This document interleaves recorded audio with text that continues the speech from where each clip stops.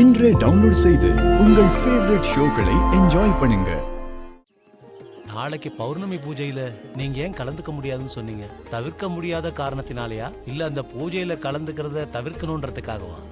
நான் அந்த பூஜையில கலந்துக்கிறத தவிர்க்கணுங்கிற காரணத்துக்காகத்தான் பூஜையை நீங்க நடத்தி கொடுப்பீங்கன்னு சொன்னேன். நீங்க அந்த பூஜையில கலந்துக்காம தவிர்க்கிறதுக்கு என்ன காரணம் குருஜி? இனிமே தான் லிங்கம் தன்னோட திருவிளையாடல ஆரம்பிக்க போகுது. நடக்க போற விஷயங்கள் எல்லாம் அந்த அகிலாண்டேஸ்வரி அம்மா மனசுல குழப்பங்களை ஏற்படுத்த போகுது. நான் அங்க இருந்தா அந்த அம்மாவோட குழப்பங்களுக்கு பதில் சொல்ல வேண்டியதா இருக்கும். அதுக்காகத்தான் நான் பூஜையில கலந்துக்கிறத தவிர்க்கிறேன். குழப்பங்கள் ஏற்படும் சொன்னீங்களே, அதனால அம்மாவுக்கோ அவங்க குடும்பத்துக்கோ ஏதாவது பிரச்சனை வருமா குருஜி? குழப்பங்களுக்கு பிறகுதான் அகிலாண்டேஸ்வரி அம்மாவுக்கு ஒரு தெளிவு கிடைக்கும். எல்லாம் நன்மைக்கு. எனக்கு இன்னொரு சந்தேகம் குருஜி. என்ன? தண்ணிக்குள்ள இருக்கிற ஸ்படிகலிங்கம் யார் கைக்கு கிடைக்கும்னா? ஆமா, மித்ரா ஐஸ்வர்யா தான் லிங்கத்தை எடுக்க தண்ணியில இறங்குவாங்க.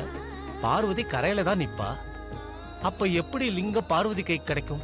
அங்கதான லிங்கத்தோட திருவிளையாடலே இருக்கு. நாளைக்கு பார்வதி கைக்கு லிங்கம் கிடைச்சிட்டா பார்வதி அந்த குடும்பத்துக்கு மருமகளா அங்கீகாரமாகிறத யாராலையும் தடுக்க முடியாது.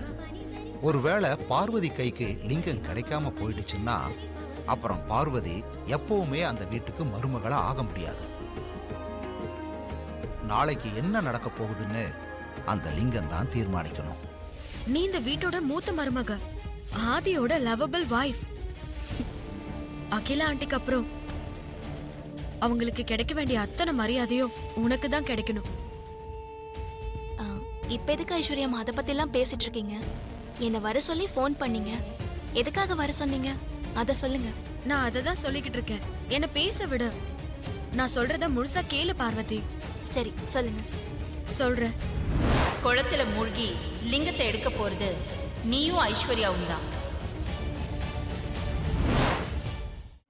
என்ன ஐஸ்வர்யா அம்மா சொல்றீங்க?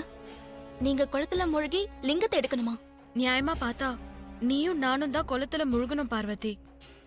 ஆனா இந்த குடும்பத்துக்கே சம்பந்தம் இல்லாத ஆதிக்கடவுர் வம்சத்தை அழிக்க துடிச்சிட்டு இருக்க நாகபுரி வம்சத்தை சேர்ந்த மித்ரா உன் இடத்துல இருக்கிறத தான் என்னால தாங்கிக்க முடியல. அப்போ நாளைக்கு நீங்க எல்லாரும் கோவிலுக்கு கிளம்பி போயிடுவீங்களா ஐஸ்வர்யாமா? நாங்க எல்லாம்னா அப்ப நீ வரப்போறது இல்லையா பார்வதி? நான் எதுக்குமா? நீங்க போய் நல்லபடியா குளத்துல மூழ்கி லிங்கத்தை எடுத்துட்டு வாங்க. மித்ரா கைக்கு லிங்கம் கிடைச்சிடக்கூடாதுன்னு நான் இங்க இருந்தே சாமி கிட்ட வேண்டிக்கிறேன். நீ இப்படிதான் சொல்வேன்னு எனக்கு நல்லா தெரியும் பார்வதி. நீ ஒன்னும் மூணாவது மனுஷி இல்ல இங்க இருந்து சாமி கும்பிட. நீயும் எங்களோட கோவிலுக்கு வர, இத சொல்லதான் நான் உன்னை கூப்பிட்டேன்.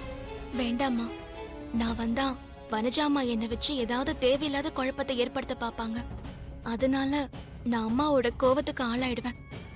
நீங்க எல்லாரும் போயிட்டு வாங்க. இல்ல பார்வதி, அவசியம் நீ வரணும். நியாயமா அந்த லிங்கம் உன் கைக்கு தான் கிடைக்கணும். அதனால நீ வந்தாதான் கடவுள் உன் விஷயத்துல என்ன நினைச்சிட்டு இருக்காருன்னு நம்மளால கண்டுபிடிக்க முடியும். என்னம்மா சொல்றீங்க? நான் அங்க வந்து என்ன பண்ண போறேன்? நீங்களும் மித்ராவும் தானே குளத்துல இறங்க போறீங்க. நான் எல்லார் மாதிரியும் கரையில நின்னு வேடிக்கை தான் பார்க்க போறேன். அப்போ லிங்கம் எப்படி என் கைக்கு கிடைக்கும்? ஆண்டி தாலி எடுத்து கொடுத்த ஆதி உன் கழுத்துல தாலி கட்டுவாருன்னு நீ நினைச்சு பாத்தியா பார்வதி? அது எப்படி நடந்துச்சு? நம்ம அறிவுக்கு எட்டாத விஷயங்களை நினைச்சு குழப்பிக்க வேண்டாம் பார்வதி. நீ முதல்ல எங்களோட கோவிலுக்கு கிளம்பி வா. திரும்பி நில்லு. எதுக்கு மாமா? எதுக்குன்னு சொன்னாதான் திரும்புவியா? கண்ணு மூடு. எதுக்கு மாமா கண்ணு மூட சொல்றீங்க? நான் சொன்னா கேப்பியா மாட்டியா? சரி.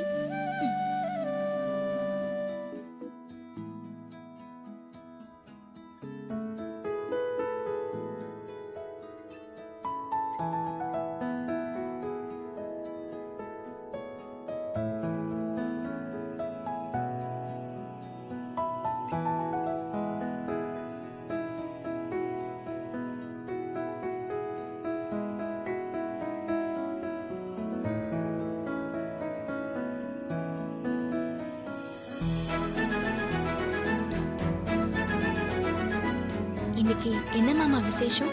பூவெல்லாம் வாங்கிட்டு வந்திருக்கீங்க? ஆஃபீஸ்ல புதுசா கல்யாணம் ஆன ஸ்டாஃப் ஒருத்தர் அவர் ஒய்ஃபுக்கு தினமும் பூ ஸ்வீட் வாங்கிட்டு போறத ரசிச்சு சொல்லிட்டு இருந்தாரு. அதை எதார்த்தமா கேட்டேன். அப்பதான் அந்த சந்தோஷத்தை நான் மிஸ் பண்ணிட்டேன்னு தோணுச்சு. அதான் இந்த பூவும் உனக்கு ஸ்வீட்டும் வாங்கிட்டு வந்திருக்கேன்.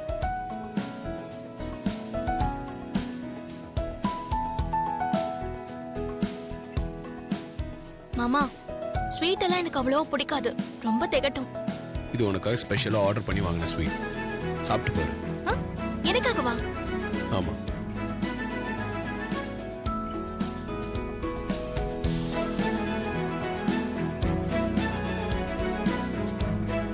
ம், நல்லா இருக்கு மாமா, நீங்க சாப்பிடுங்க. நீ பக்கத்துல இருக்கும்போது என்னைக்கு நானா எடுத்து சாப்பிட்டுருக்கேன். நீ ஊட்டி விட்டதான் சாப்பிடுவேன்.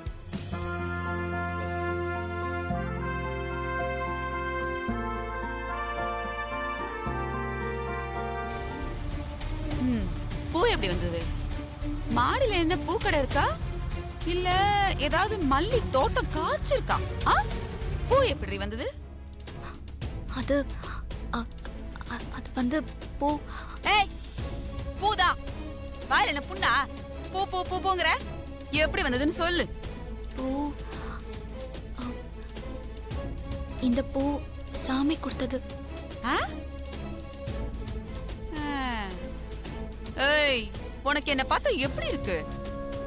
உன் தலையில பூ எப்படி வந்துச்சுன்னு கேட்டா நீ என் காதுல பூ சுத்த பாக்குறியா?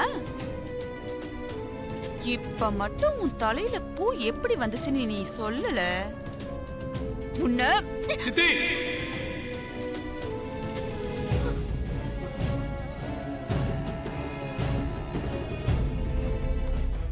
என்ன தெரியணும் உங்களுக்கு? இப்ப கேளுங்க. சேச்சா, எனக்கு என்ன தெரியணும்? அதெல்லாம் ஒண்ணும் இல்ல, நீ போ. பரவாயில்ல சித்தி. பார்வதி கிட்ட என்ன கேட்டீங்களோ அதை இப்ப கேளுங்க. சரி, நீயே கேளு கேளுன்னு சொல்றதுனால நான் கேக்குறேன். இவ மாடிக்கு வரும்போது இவ தலையில பூவே இல்ல, திரும்பி வரும்போது மல்லிப்பூ வச்சிருக்கா. பூ எப்படி வந்தது, யார் கொடுத்ததுன்னு கேட்டா சாமி கொடுத்ததுன்னு கதை சொல்றா. அன்னைக்கு நீ கூட சொன்னியே அவளுக்கு உடம்பு முடியாம போகும்போதெல்லாம் உனக்கு கண்ணு துடிக்குன்னு, அந்த மாதிரி ஒரு கதை. ஆளாளுக்கு கதையா சொன்னா இதுல நம்புற மாதிரியா இருக்கு? அதான் கேட்டுட்டு இருந்த. பார்வதி, ஏன் போய் சொன்ன? சித்தி கண்டுபிடிச்சிட்டாங்க பாரு. நீ அவங்க கிட்ட உண்மையை சொல்லிருக்க வேண்டியதானே?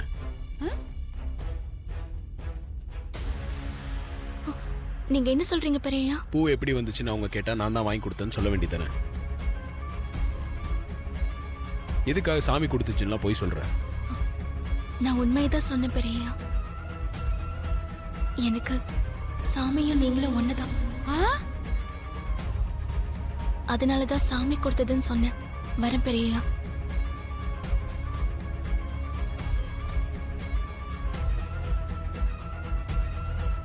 என்ன சித்தி, இப்போ உங்க டவுட் கிளியர் ஆயிடுச்சுல?